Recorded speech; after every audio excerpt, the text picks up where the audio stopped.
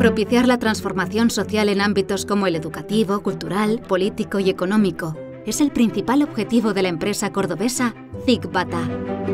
Esta organización andaluza de carácter no gubernamental sin ánimo de lucro trabaja en la formación, empleo, comunicación y educación para el desarrollo de las personas con menos recursos.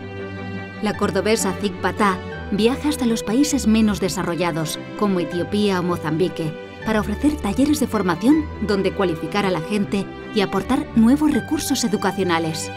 Desde Andalucía se apuesta por la solidaridad para mejorar el futuro de las personas. Andalucía es solidaridad.